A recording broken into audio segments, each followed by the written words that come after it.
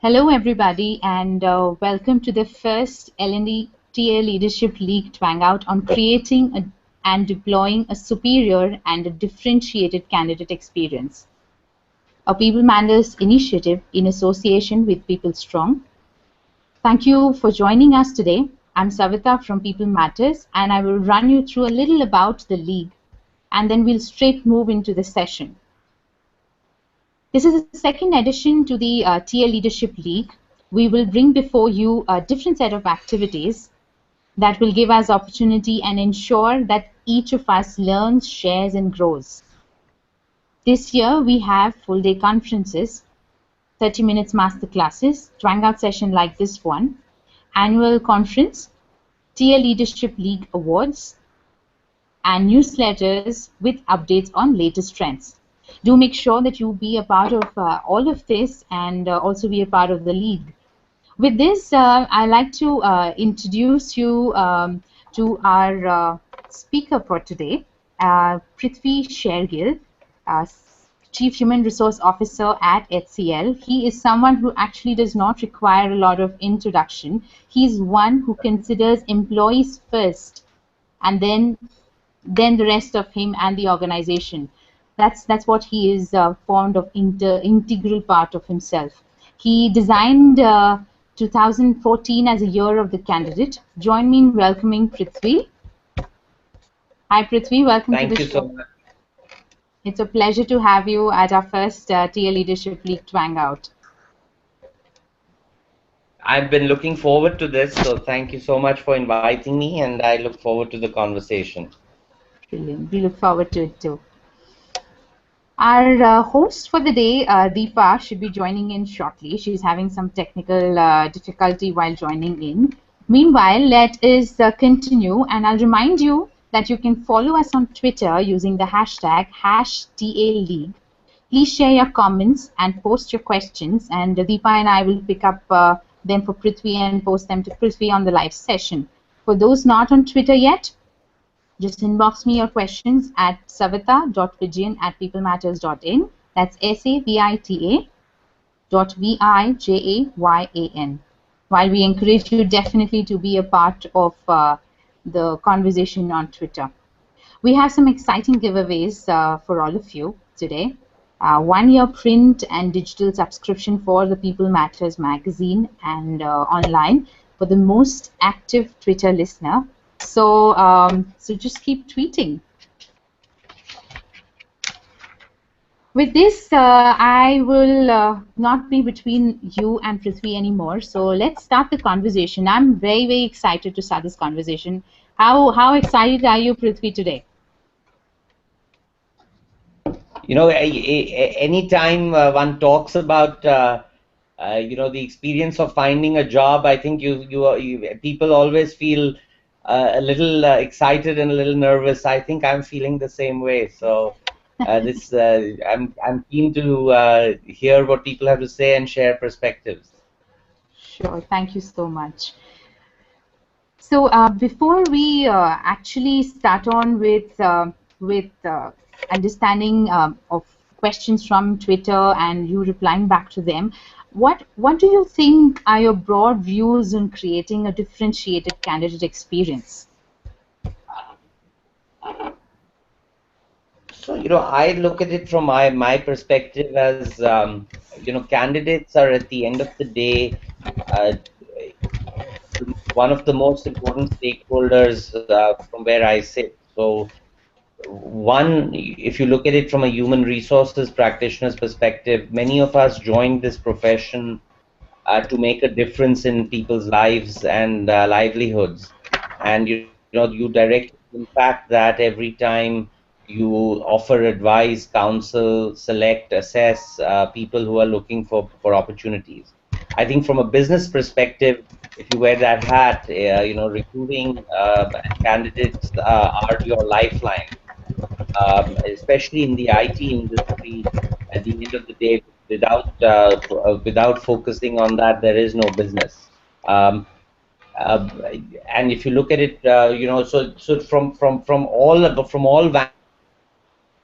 vantage, the importance of treating the candidates almost like a customer putting the candidate first, it becomes a critical aspect of all our jobs.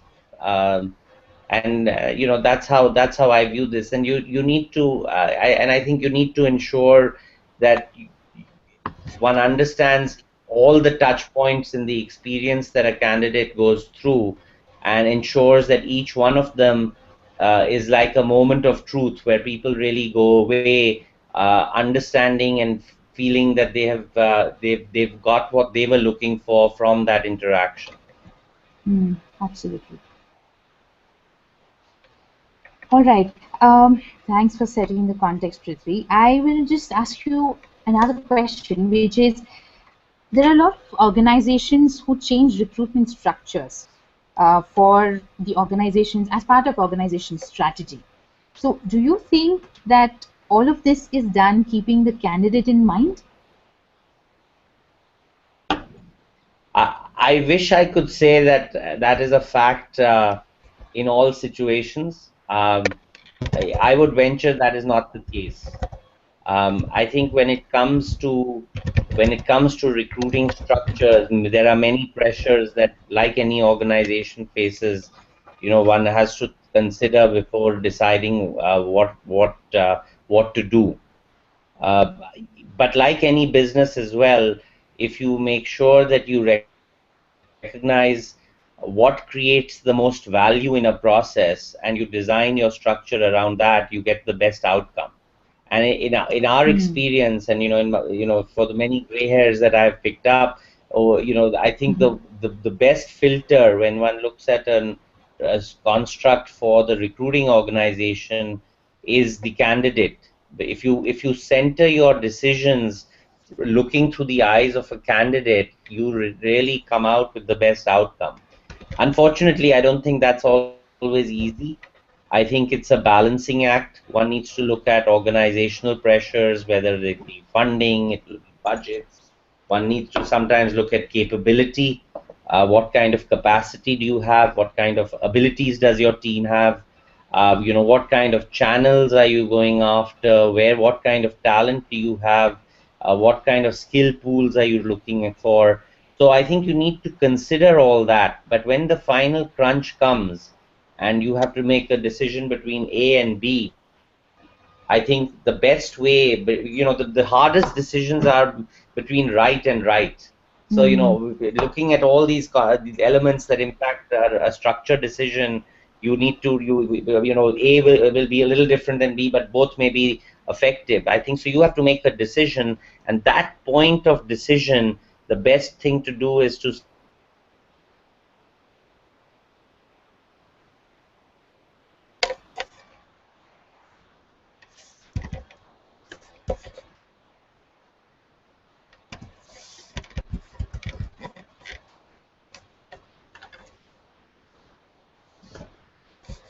Uh, I guess we have some technical difficulty at Prithvi's end. We'll just wait for him to join back. Meanwhile, please post your questions on using the hashtag #TALeak on Twitter. Also, you please send in your questions to my email ID, which is savita.vijayan@peoplematters.in. You can also tweet us your questions and post them on Facebook while we are waiting to hear from Prithvi.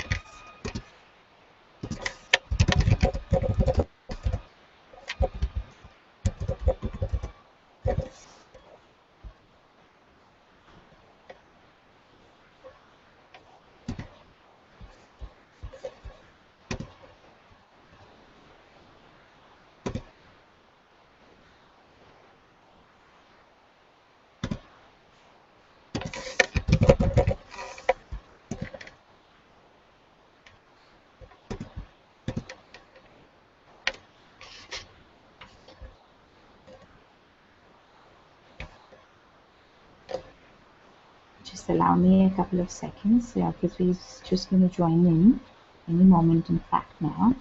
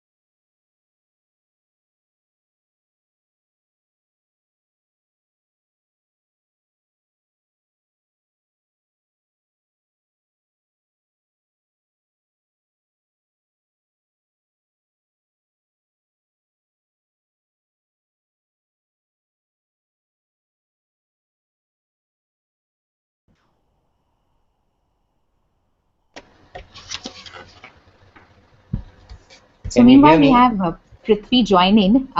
You please share your views on, what do you think about, does changing recruitment strategies as part of organizational strategy? Are all of this done keeping the recruitment and candidate in mind? Do post in your answers as we have Prithvi join in a couple of seconds, in I'm fact. back.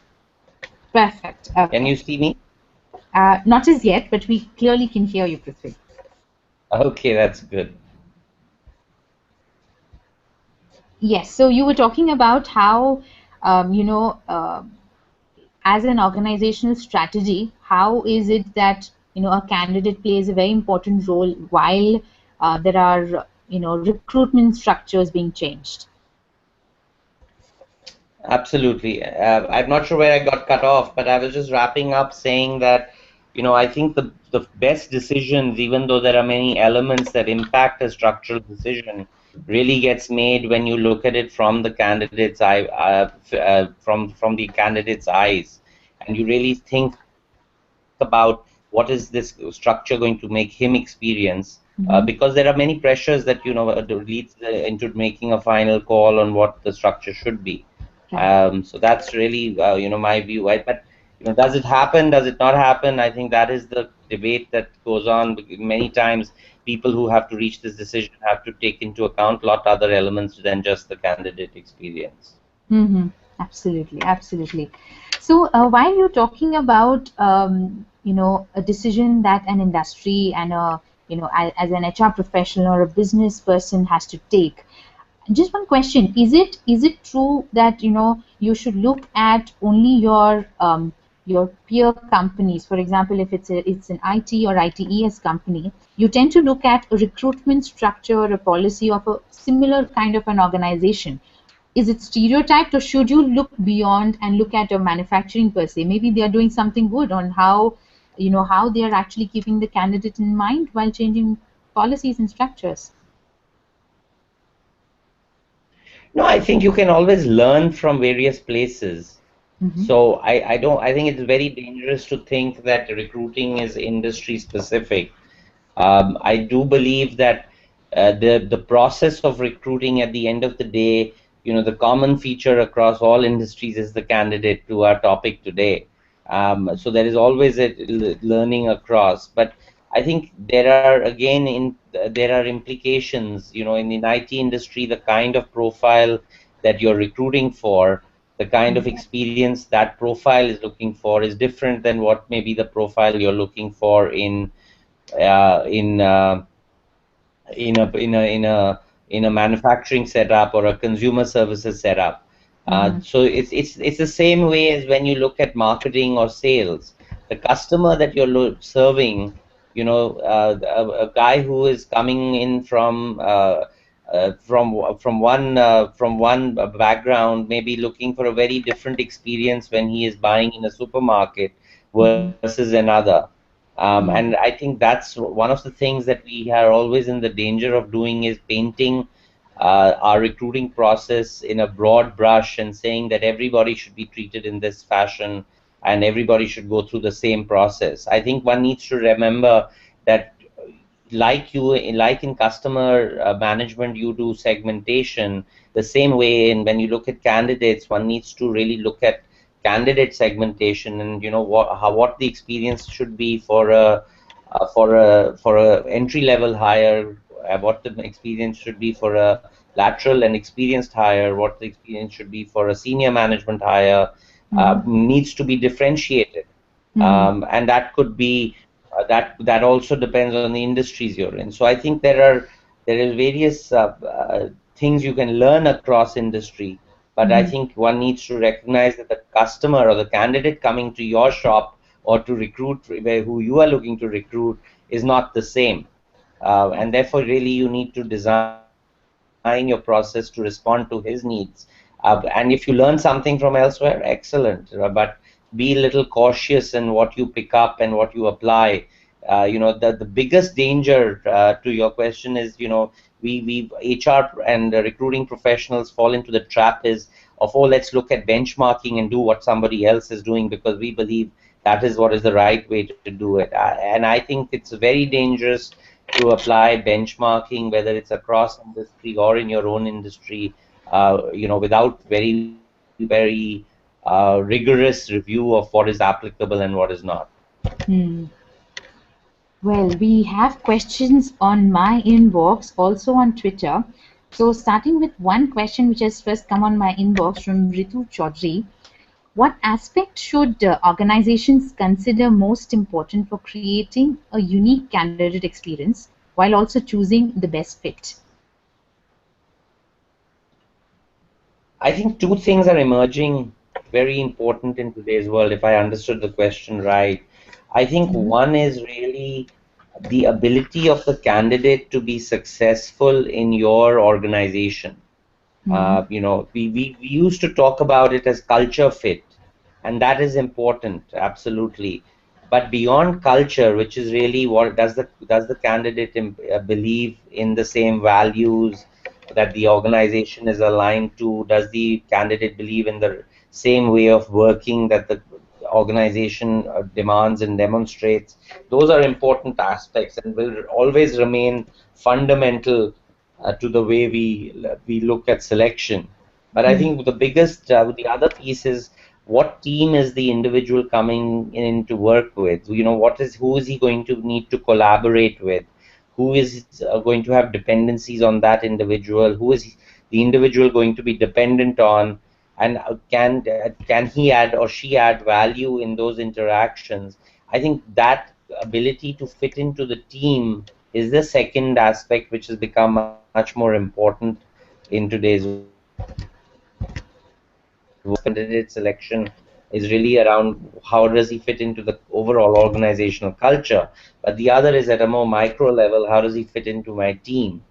Issues such as technical, professional, industry, domain skills, those are passes to the party. If you don't have those Mhm. if you don't have those and then you're really not invited to the conversation. Beyond, once you meet the threshold of technical, professional, and domain skills, then you can come to the dance floor and talk about, do you fit in the culture, do you fit in the team, and that's what really makes you differentiated when it comes to a selection decision. Absolutely, absolutely. So, culture fit is something that you brought out quite some time. Um, and we have another question which is come on from an organization wherein it's a younger pool of organization. They say that, FB, tweets, Twangouts are very common now. How do organizations cope with this and rather ride the wave? So this is from an ITES organization. Again, in my inbox, this question would like to know how is an organization going to cope with so many social media platforms while recruiting? So, I think it depends on your candidate audience. If you're, like you said, the question comes from somebody in a more younger organization, Yes. most probably they are hiring a profile which is also very active on social media. And I Mhm. think more and more you are seeing that. We recognize that recently. We actually, just to give an example, ran a campaign called The Coolest Interview Ever. Okay. And really, it was about sending out a message to the community that, we wish to talk to them. We wanted to make them more aware about us because we realize that a lot of people who have some of the newer skills, especially in the areas of, say, digital systems integration or some of the more emerging technologies like, like social mobility, analytics, clouds, what we call SMAC. A Mm-hmm. lot of these people spend much more time getting insight and information from social media. So you have to be present. You have to have a footprint. Partnering closely with organizations like, whether it's LinkedIn, Facebook, Twitter, which we are using today, becomes key. This campaign that we ran, coolest interview ever, was run on Twitter. And just to give you the amount of the impact that it tends to have, we touched organically almost 336 million people across 102 countries over a 2 to 3 week period. Oh. And that kind of awareness becomes very hard to really create at the cost that we I think we spent close to about 500K on this campaign, but to reach that amount of audience, if we were to use any other media, would have cost us about at least 10x that amount. The number of people who actively engaged with HCL was over 250,000 people. So we had active participation from over 250,000 people, and all people who were looking for opportunities. This was an interview after all. And I think that just shows the power of Twitter and power of some of the newer social media and the things one can do with that. So when you have actually strung the chord of Twinterview and the well-known, initiative Nano Effect that HCL brought into, would you like to little give, expand a little bit on the Twinterview as to what you exactly did in there and got, 250,000 people actually up and running on that page? So we had, close to about 110,000 people viewing the page that we had. We had, I think, a little under 75,000 people visiting it. We actually on Google, we were ranked number one for I think almost 3 weeks. So clearly generated, anybody likes the words coolest. So, that's a good sign. But, it clearly showed that the workforce of today is not hesitant anymore to interview. They are very comfortable being assessed very much in public because their questions were open on Twitter. Their people were answering them in public, and many of the people that we had were from companies in our industry. I firmly believe that transparency reached a new level, because if you were comfortable with showing your name on a public platform, or that you are interviewing, clearly for all you know, your boss or your team member may be interviewing at the same time, because they may be responding at the same time. And that was very much in line with some of our beliefs. We believe strongly that processes should be very transparent, they should be flexible, and these are some core beliefs that we operate with our customers around, and we operate transparently and flexibly with them. And I think candidates deserve the same respect and the same approach. There was significant media coverage on this. I think we had about 50 different international and national media touch us. So the impact, more than the candidate who got selected, we selected one individual, who we actually call the digital advocate, and he's actually going to come and work with us in our social media team. But beyond that one candidate who got declared the winner, I think the opportunity to share HCL's story by behaving in a certain fashion really was much more of an outcome than I expected. I was pleasantly surprised, and clearly shows that social media we know is an integral part of recruiting today, will Mhm. continue to strengthen as we go forward as well. Wow, that's some effort that you have taken. So how long did this campaign actually take you to actually run? We ran this campaign for a little over 3 weeks. Okay. Essentially, making sure that people first understood what the process was, and then answering questions through those weeks, getting shortlisted, and then from the shortlisting, they went through a face-to-face meeting for the Mm-hmm. people who were shortlisted, and then finally got selected. Wow, great. So while you were talking about brand and HCL was building its brand while it was actually doing this, it actually your HCL brand went to 250,000 people on Twitter, you mentioned. So we have one question from Harpreet Singh. How a mid-sized company struggling with brand and funding can have optimized recruitment policy to fulfill ad hoc requirements. Um, Sorry, could you repeat the question again? Sure. How a mid-sized company, he's talking about a mid-sized company who's actually struggling with brand and funding. So he wants to know how can it optimize recruitment policy.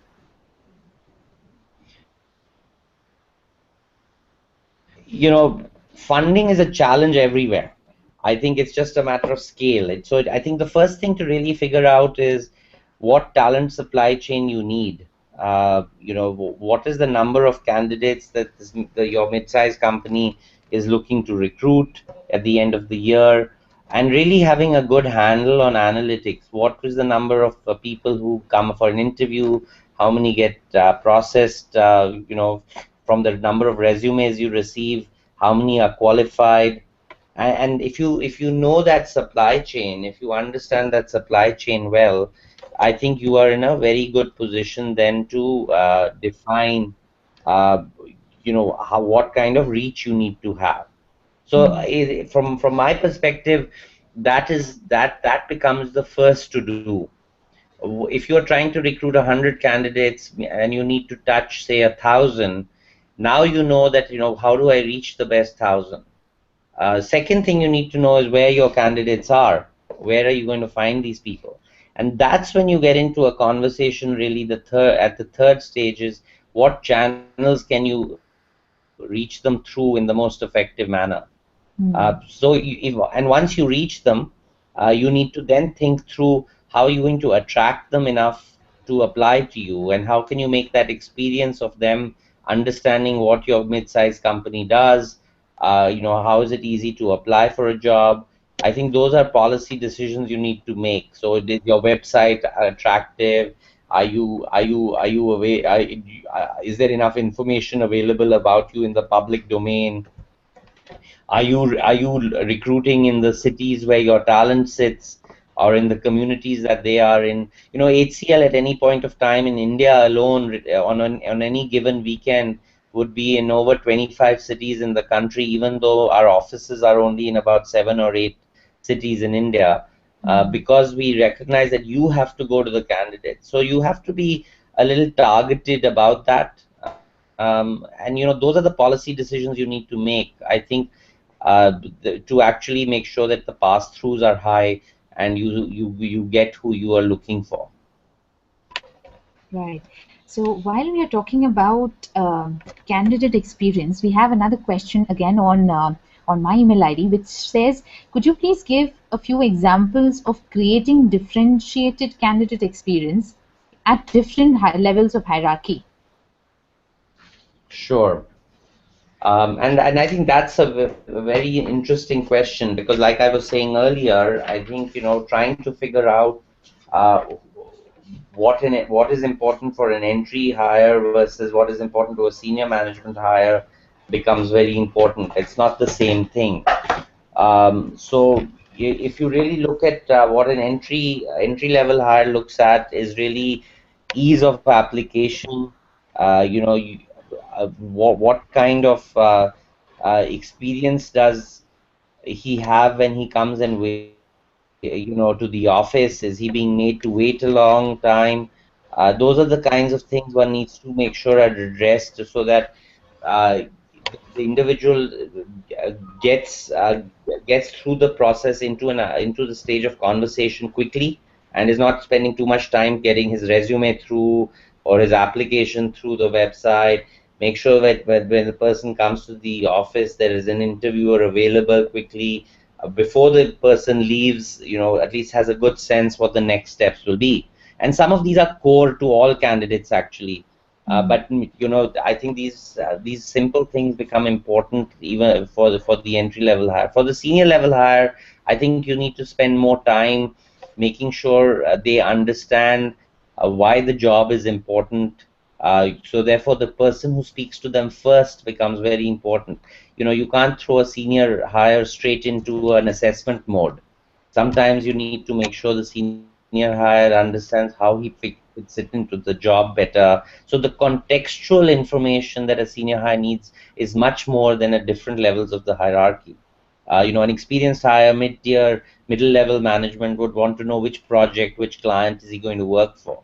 And so really you're talking about three or four different things. You're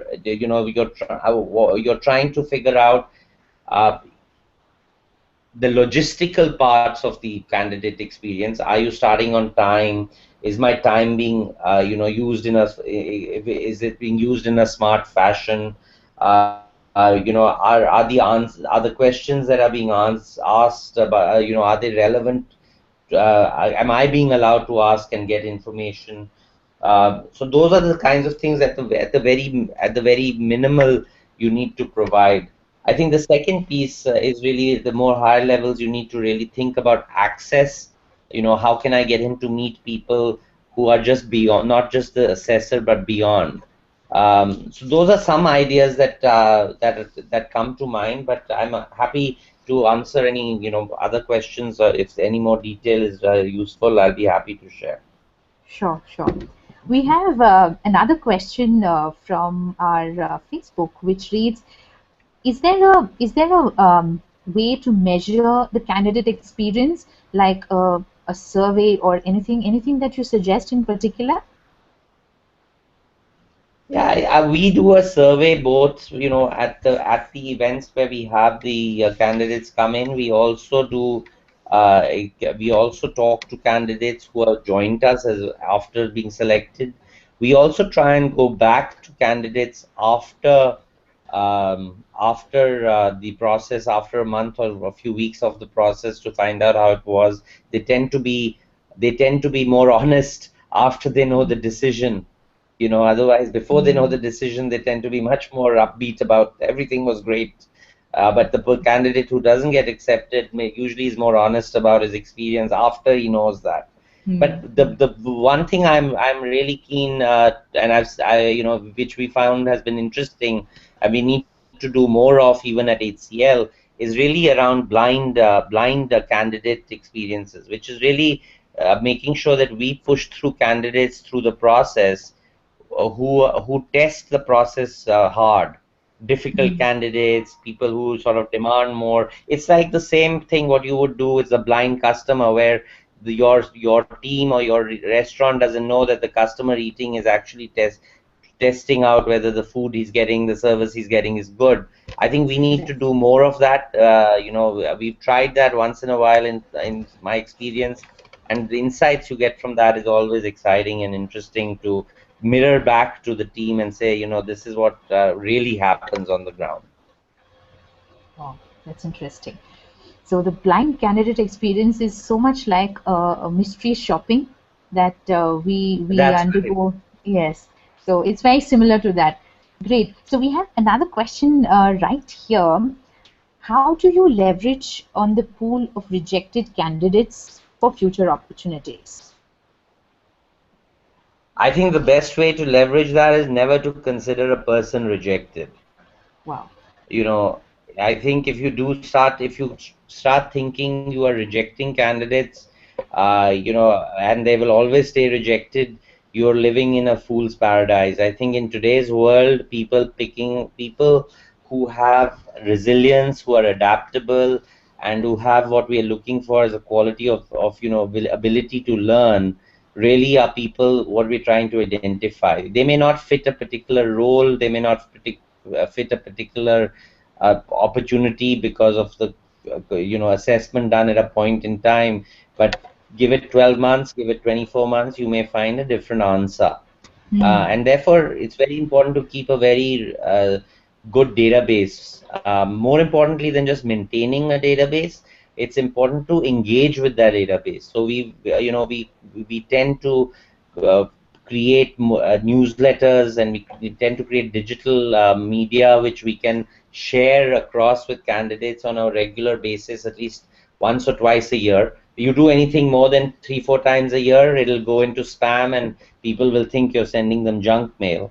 So it's very important that you stay connected with the candidate, so that he knows what's happening at your company or at, and when the time comes when you go back to him and say, hey, these are new opportunities emerging, he doesn't feel turned off because you dropped him like a hot potato when he was rejected the first time, and you've actually treated him or her with respect right through even after.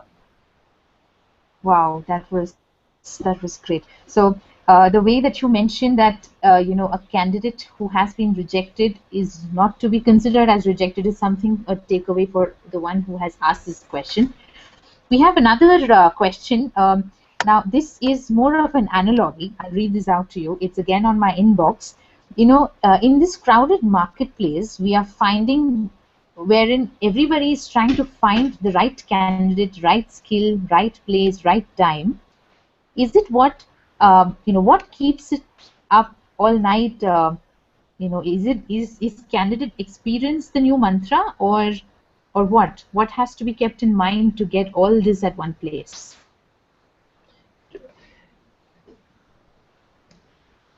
I mean, I think like I said, I think there are many aspects one needs to keep in mind around winning in this talent market. But I think that the key is at the end of the day, you are trying to make sure that the decision goes in your favor from the individual that you're spending time with, especially if you find that individual fits what you're looking for. And a lot of times it's not just what does the individual who's considering you as an employer really know about you as an organization. He knows what his aunt, uncle, grandmother, grandfather, have said about that company. Uh, a lot of times, especially in entry level hires, we find the influence of the father, mother very important. Hmm. So, you need to make sure your brand and your reputation is positive, because you never know who the candidate is listening to. And therefore, it's very important to have a very positive voice out in the market about your brand and your reputation. And it's not always good people will say, it's like an individual. Many friends and people in your acquaintances, I can guarantee you that not all of them say good things about me or about one. There will be negative feedback, there'll be positive feedback, but as long as it's honest feedback. So I think that becomes very important to ensure it's sustained. Um, the second thing I think, along with the people, that becomes important to sustain is really, uh, access to information when they're looking for it, and in the media that they're looking for it. And Hmm. all this really comes down to the kind of reputation that they carry about you, the experience they have with you. So yes, in some form or fashion, experience matters, but it's very dangerous to think candidate experience is only during the interaction, at the Hmm. interview, or during the selection process. Candidate experience happens all the time in your target market, or even beyond your target market. So I think, I think one has to understand candidate experience as a much broader topic, rather than just that moment of interaction with the individual. Oh, great. We have another question. This is again from the Facebook. Is the only objective of candidate experience hiring the candidate, or are there any other benefits or anything attached to it? I can be very philosophical and say, we must give everybody we talk to a good experience, and that is important. As I said, reputation is carried by that. But at the end of the day, we are in the game to win, right? So, at the end of the day, as an organization, if you like a candidate, you want him to work for you. So yes, your primary focus on why do you focus on experiences, so that you can close that candidate positively. Hmm. So I think, to go into this, sort of, with a sense of, this is that it's important to do it because that's the right thing to do. Yes, it is, but you do want to close candidates, you do want them to join, you do want them to work with you, and that's what we drive hard towards. So if you keep that as an outcome, I can guarantee you, you will find more funding available, more support, more energy around the importance of this rather than just being an advocate without linking it to an end business outcome. Candidate experience has a direct implication on your brand, on your reputation, on whether clients will buy from you, and whether you have the capacity and ability to deliver. So it is not just about filling a position. It is much further beyond that. I'll just like to make a point. A lot of companies in India, you will notice, do much more recruitment marketing than they do than they do regular marketing, because in India the talent dividend is what is paying off, especially in our industry. So for us, candidate experience becomes it's core to our business. It's not a peripheral nice to do anymore. Hmm. Wow. Um, we have another question on my inbox, and this reads: is candidate experience only restricted to the selection process, or it's actually handheld and goes beyond the onboarding and induction? I think the person just picked up that from clearly was reading my mind. Absolutely, it's much beyond the selection interview. Uh, I would encourage you to think about we have a recruiter. Let me tell you a story instead of Oh. we have a recruiter who decided that he started seeing more and more demand coming for a particular skill, and I forget what exactly the skill was, but he started seeing that demand. What he did was he started going to the net and finding people on LinkedIn, on Facebook, on Twitter, people who had that experience, and created a community, a virtual community. I think it was on Google, and he basically nurtured that community by Mhm. sending them articles, dropping them emails. That community grew to be a size of 400 people. This was, because he believed that this skill would be important to him to meet demand in the future. He didn't have anything right away to offer these people as a job, but he nurtured this virtual community. And that virtual community, when the time came, he recruited 8 people from there. Hmm.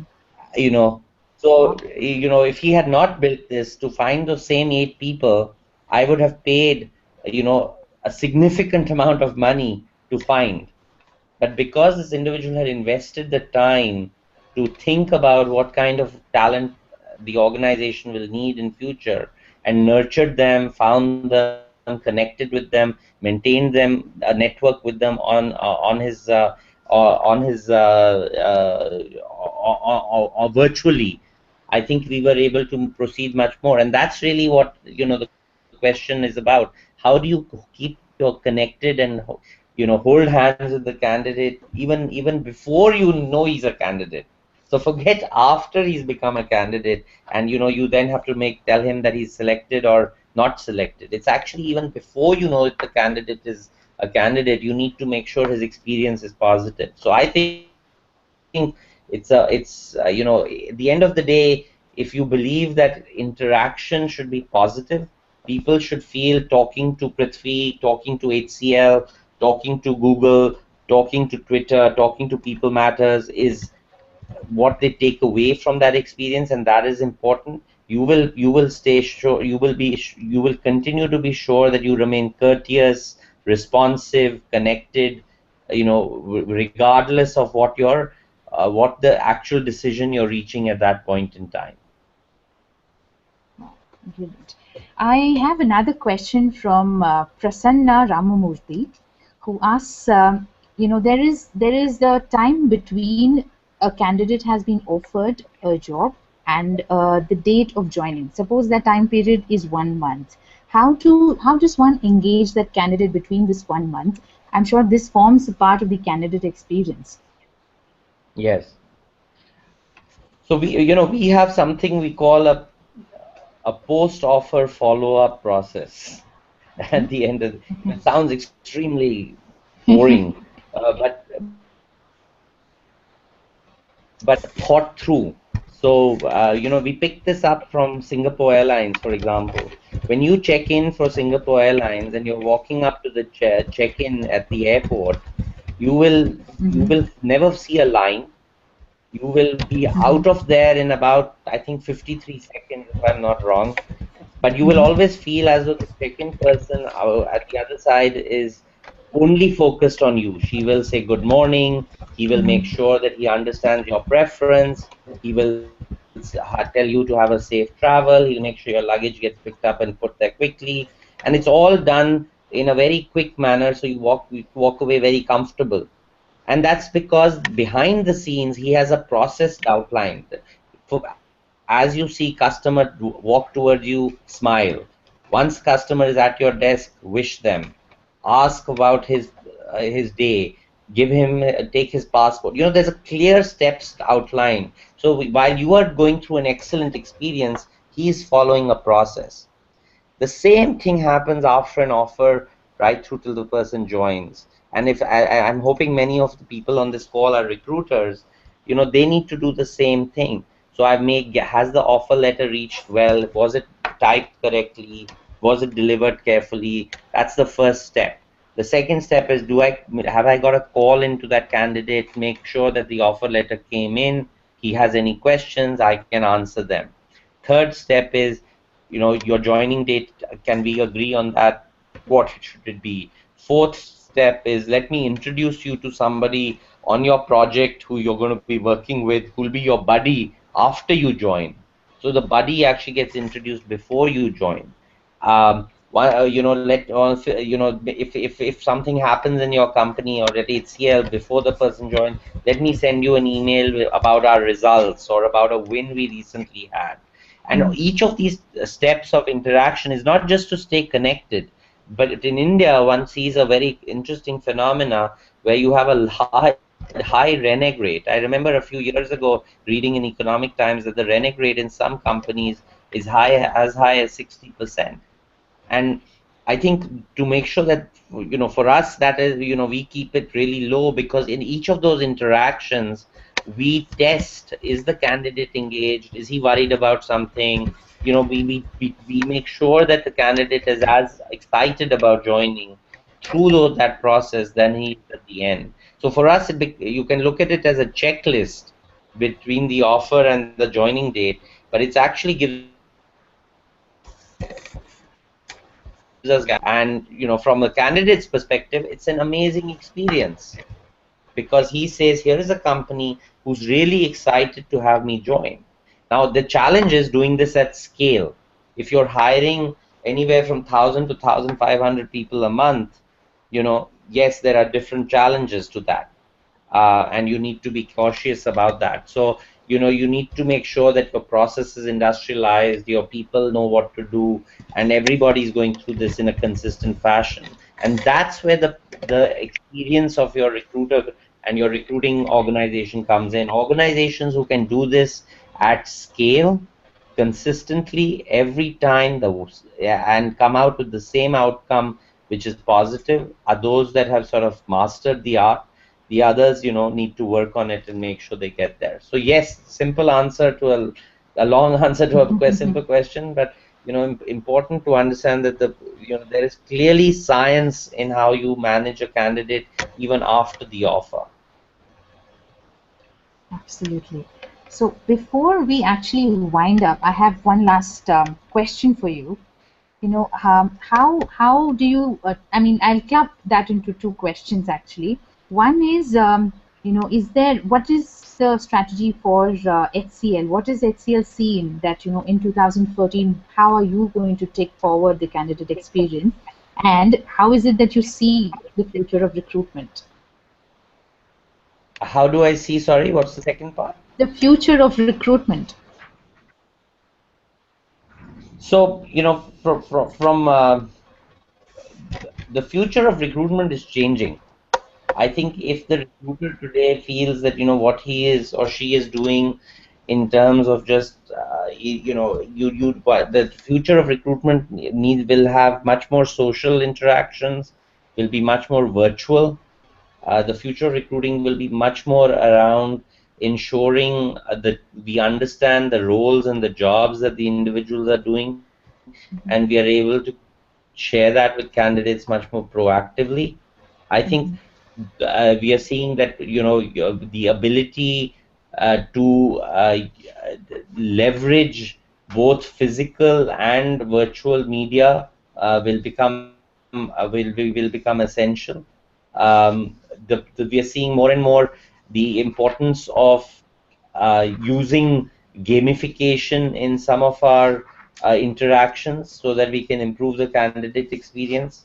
I think that's becoming, whether you look at video resumes, you look at, sending out, having conversations like this with candidates, all that becomes, those are becoming much more integral parts of the recruiting than ever before. This first part of your question, I think I haven't answered, so if you can repeat that, that'd be good. I asked, what is it that HCL sees for Right. 2014 as a goal? So for us, it is important that we continue to continue on the. We've just recently, over the last years, transitioned our technology platform. So hopefully, our candidates who come on board, are experiencing the benefits of that. We continue to, enhance some of the ways in which we engage with them proactively. So I think for us, recruiting is very much uh, we focus on our numbers in line with our demand. So we will Mm, continue to see growth, hopefully, as an organization, and that will make sure that we continue to see growth in recruiting as well. I think the kinds of skills that we are looking for, are evolving.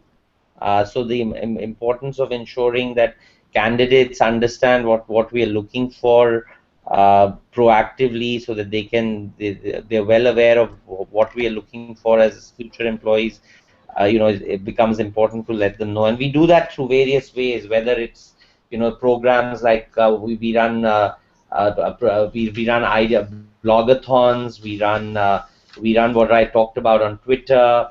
All these are interventions. We have various games on our career sites which people engage with. Is really to help them with these outcomes of understanding what HCL is looking for, what kinds of roles are available, what kinds of jobs are available. And I think that's what you're going to see more and more from us, more creativity and more innovation in the way we engage and how we deliver on the experience that people are looking for.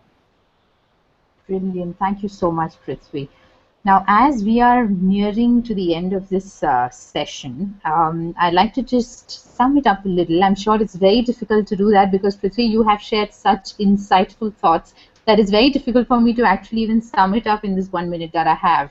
But you said a very kind words about that every industry must look at the other industries too for a recruitment candidate experience strategy, but of course think and then choose what's the best for them. Also, you mentioned about being the coolest is also in, so why not try something new like you have done with to interview.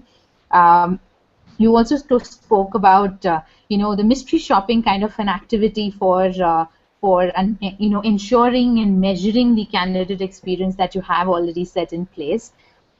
So with all of this, we